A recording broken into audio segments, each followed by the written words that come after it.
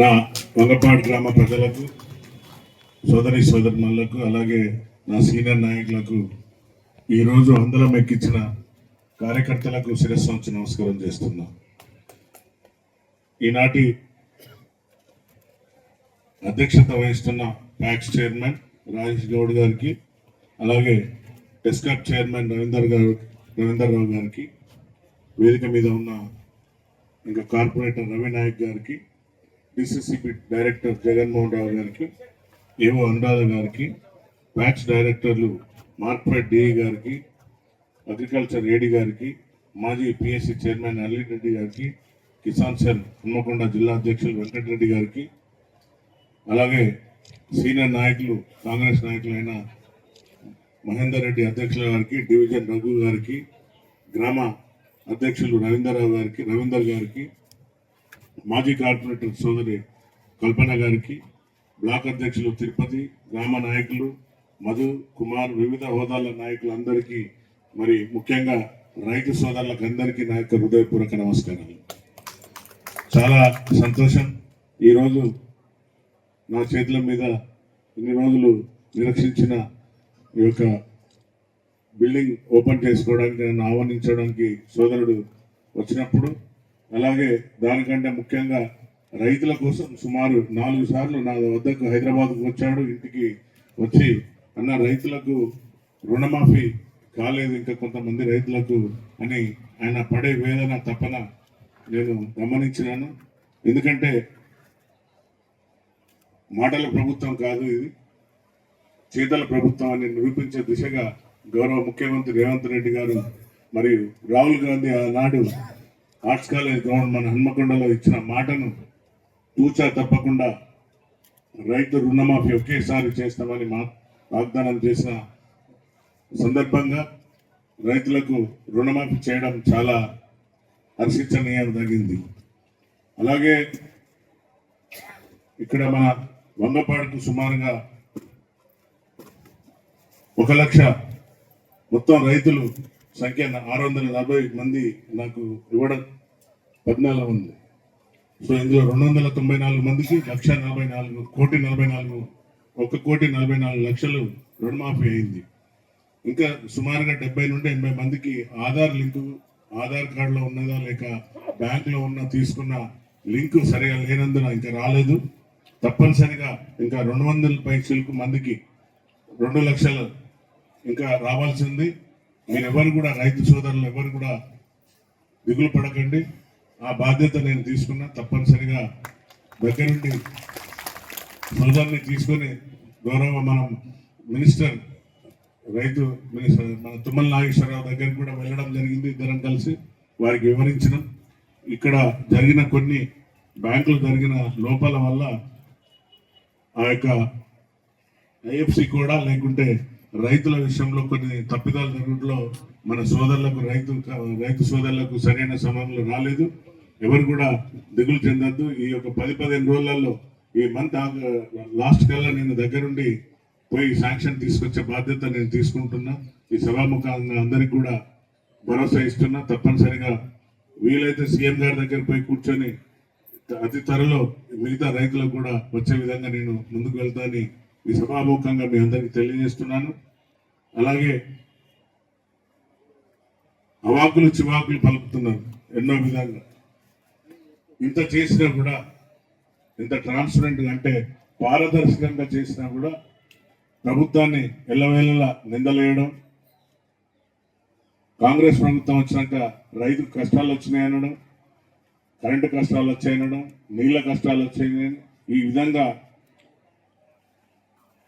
గొంతెత్తి ఒకటే ఈ ప్రభుత్వాన్ని ఎంతసేపు అటెన్షన్ డైవర్షన్ అంటారు దాన్ని.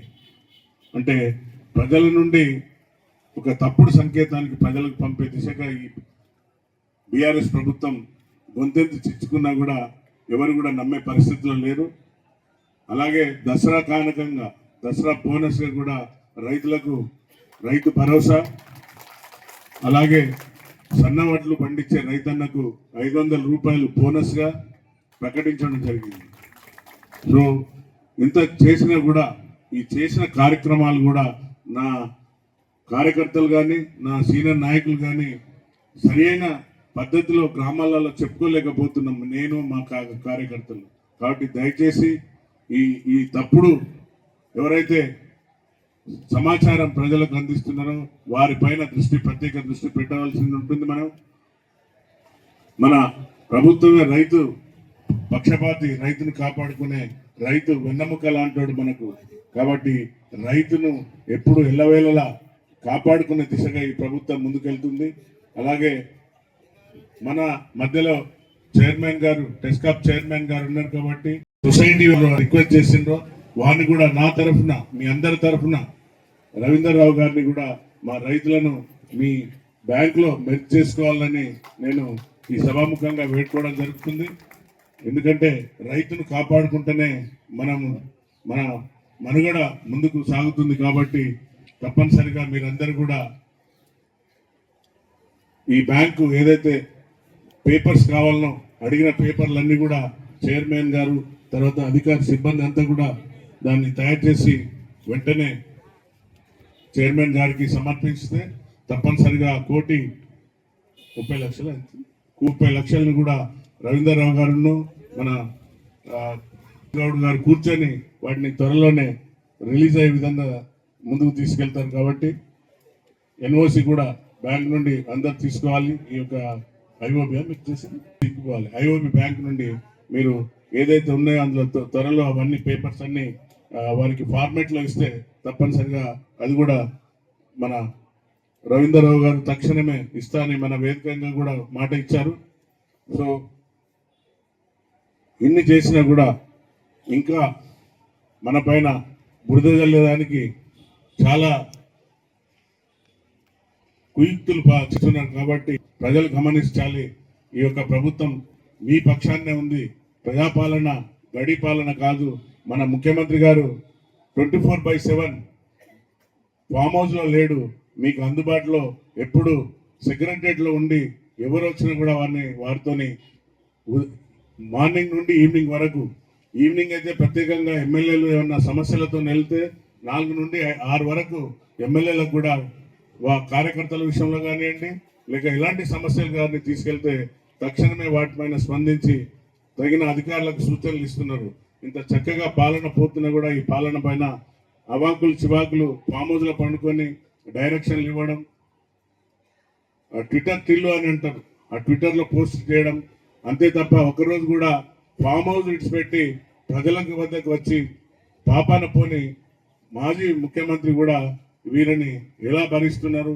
మనం చూసినాం కౌశిక్ రెడ్డి అనే ఒక మొదటి ఏనుగు ఏ విధంగా హైదరాబాద్లో అల్లర్లు సృష్టిస్తున్నారో చూసాం. మనం ల్యాండ్ ఆర్డర్ తప్పిపోయిందని అంటున్నారు, ల్యాండ్ ఆర్డర్ గాడి తప్పిపోయింది అంటున్నారు, మర్డర్లు రేపులు అంటున్నారు.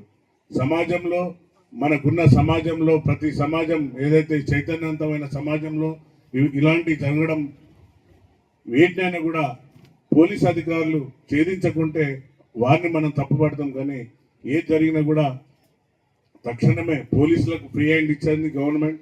వారికి అధికారులకు సరైన సూచనలు ఇచ్చి ల్యాండ్ ఆర్డర్ గాడిలో పెట్టి ప్రజలకు ఎప్పుడు ఎల్లవేళలా అందుబాటులో ఉండే విధంగా ఈ పాలన కొనసాగుతున్నా కూడా అవాకులు చివాకులు పేల్చి ఎంతసేపు ప్రభుత్వాన్ని అబాస్ పాలు చేస్తున్న ఈ యొక్క బీఆర్ఎస్ ప్రభుత్వం మనం అందరం కూడా ఎండగట్టవలసిన అవసరం ఉన్నది. కాబట్టి తప్పనిసరిగా మాట ఇచ్చి మడవ తిప్పని కాంగ్రెస్ ప్రభుత్వం రేవంత్ అన్న 24 గంటలు ప్రజల కోసం పనిచేస్తున్న మన యొక్క ఏదైతే కేబినెట్ అంటే అందరు మంత్రులు కూడా ఎల్లవేళలా ఏది పోయి అడిగినా కూడా తక్షణమే మనకు అందుబాటులో ఉంటున్నారు. అతి త్వరలో నేను తెచ్చిన నిధులను కూడా ఫస్ట్ వర్ధనపేటలో సుమారుగా ఒక 150 కోట్ల వర్క్స్ వచ్చినాయి.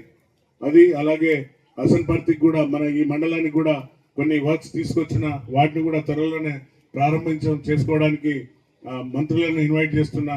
అది కూడా మీకు ఈ యొక్క రోడ్ సమస్య, ఫ్లైఓవర్ సమస్య కూడా మనకు పెద్ద సమస్య. ఎందుకంటే వంగపాడుకు హైవే క్రాస్ అవుతుంది కాబట్టి యాక్సిడెంట్లు అవుతున్నాయి కాబట్టి దాన్ని కూడా హైవే సమస్య మరియు మన యొక్క రవాణా శాఖ మంత్రులతో మాట్లాడి దానికి కూడా లెటర్ ఇవ్వడం జరిగింది. దానికి కూడా వారు స్పందించి అతి త్వరలో మనకు ఫ్లైఓవర్ విషయంలో కూడా అధికారులను పంపించి మొత్తం దాని యొక్క రిపోర్ట్ తెప్పించుకుంటామని మాట ఇచ్చారు. తప్పనిసరిగా మన వంగపాడు గ్రామానికి ఫ్లైఓవర్ వచ్చే దిశగా పనిచేస్తానని ఈ సభాముఖంగా మీ అందరికీ తెలియజేస్తూ, అలాగే ఎవరైతే రైతులు ఎవరు కూడా నిరుత్సాహపడకండి, ఎవరు కూడా డబ్బులు ఒక పైసా ఎవరికి కూడా ఖర్చు పెట్టకండి. తప్పనిసరిగా నేను దగ్గరుండి మరి మన చైర్మన్ రాజేష్ గౌడ్తో కలిసి డబ్బులు తెచ్చే విధంగా వితిన్ ఈ షార్ట్ మ్యాన్ 15-20 డేస్లో తెచ్చే విధంగా నేను ముందుకు వెళ్తానని మాటిస్తూ, ఈ చక్కటి అవకాశం కల్పించిన మీ అందరికీ, వేదిక మీద ఉన్న పెద్దలందరికీ, అలాగే నా కార్యకర్తలు గ్రామస్తులకు అందరికీ మరొకసారి హృదయపూర్వక నమస్కారాలు, శుభాకాంక్షలు ముగిస్తున్నా. జై హింద్, జై కాంగ్రెస్.